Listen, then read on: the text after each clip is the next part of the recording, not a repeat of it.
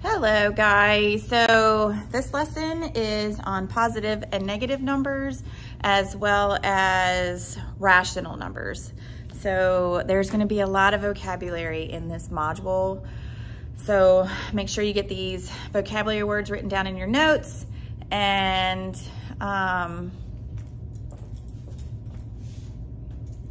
start using them when we're talking about our numbers and math. So positive number. So basically a positive number is a number greater than 0. And I wrote the 0 with a slash through it so you wouldn't confuse it with the letter O, which is a thing we do in math.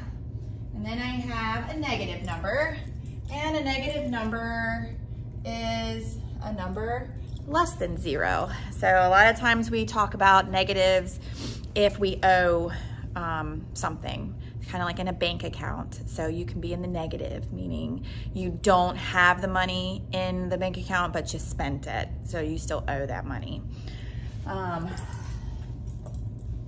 Let's see, here's how it would look on a number line. So I wrote a number line and I've labeled to the right 1 through 6, and to the left -1 through -6, and 0 in the middle. So any number to the right of 0 is positive, and any number to the left of 0 is a negative. So here are some like real world examples of positive and negative numbers. You're gonna see this a lot. You're gonna see a lot of situations where these words are used, and you have to understand them to be able to solve the math problem. So for example, the bank account that I mentioned a minute ago. It says deposit means you add money, and to withdraw means to take out money. So we would notate that as a +8 or a -8. Credited means the bank owes it back to you. So your bank account can be credited. So that can be notated as a +8. And then a debit is when you take money out of your bank account. So deposit, put in, withdraw, take out. Credited, back in, debited, back out. So you can see +8, -8, +8. -8, and a charge means you owe the money, so that's a negative number. Then we can hot or cold. So we have things, we say things like below freezing or above freezing, and freezing point is actually 0 degrees Celsius. I just put Celsius. Let me add in the 0 here. 0 degrees Celsius. So if you're below freezing, that's below 0 degrees, which would be notated as -8. And if you're above freezing, that's above 0, which is +8. And we talk about it when we talk about sea level. So again, sea level is 0. If you're flying in the sky, you're above sea level, and that would be notated as a +8. And if you're going for scuba dive and you're down below looking at some fish and coral, you are below sea level, -8. And sometimes in social studies, possibly, or maybe even science, you may hear words like above sea level, below sea level when it comes to ground, where the ground is. Obviously mountains are way above sea level. Now we have some more vocabulary, some very specific vocabulary. An integer. And we have used this in our spiral review, and I've gone over this before, but an integer is any whole number. That means there's no decimal value or fractions. So if there is decimal values, like a value in the 10th or 100th, that's not a 0. It could be 1 to 9. It is not an integer. Integers are just whole numbers. And opposites is basically the position on the same position, but on the opposite side of the number line. So, and we can notate that, like opposite of 8 is -8. And we notate that, I went over this with you too, that an opposite of any number is a negative of that number. So an opposite of a +8 is -8. And the opposite of a -8 is -8. And two negatives make a positive. So when you have a negative times a negative, it equals a positive. And you could put a 1 next to these negative signs. If it is just a negative sign by itself or a positive sign by itself, you can always put a 1 next to it. Okay, now the next part of the notes is on rational numbers.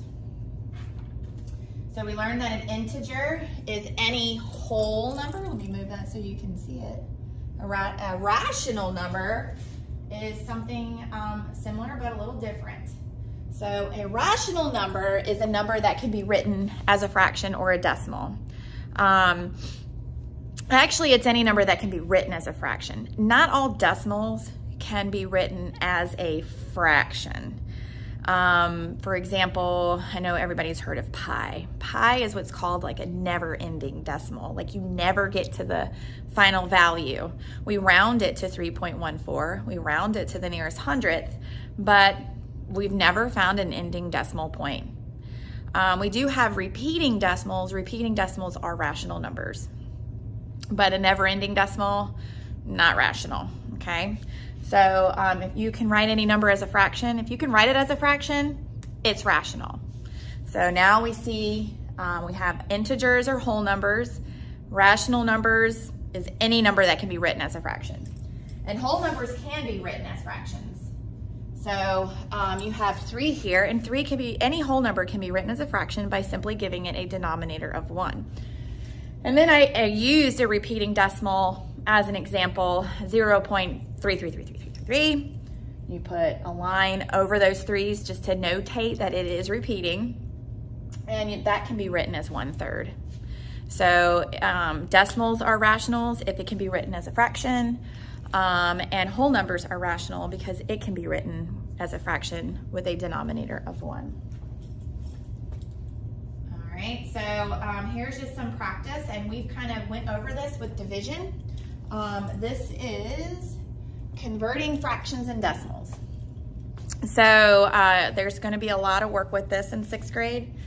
How you convert a decimal to a fraction, 5 and 2/10.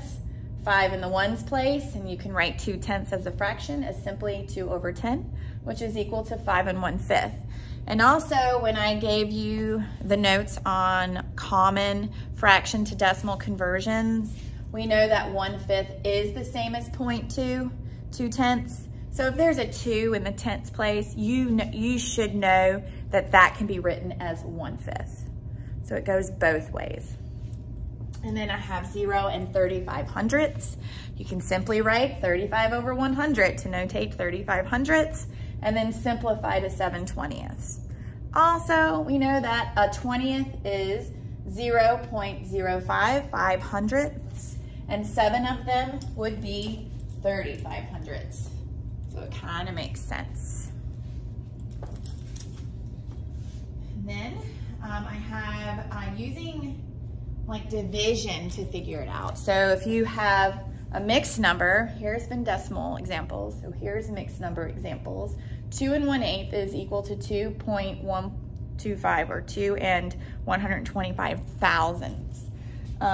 In your conversion chart that I gave you, you took notes that 1/8 is equal to 0.125, or 0 125 thousandths. Or you could take your 1, divide it by 8, and do the algorithm to see that you still get 0 125 thousandths. So whenever you're converting the fraction side to a decimal, you just write this fraction as a division problem, your numerator divided by your denominator, and as you work out your algorithm, you'll get your decimal value as your quotient. Pretty cool. And here is 7 3/20ths. 7 in the ones place, you just have to convert the fraction side to a decimal. We know that 1/20th is the same as 5 thousandths, and we have 3 of them, which is 15 hundredths. Or you can work out the algorithm. You can take 3 and divide it by 20. And you can see how the algorithm is worked out there. So you can either memorize your unit fraction to decimal conversions, or you could work out the algorithm, or you could put it in a calculator. Calculators work too. So we'll be doing more work with that in class, but that is all your notes for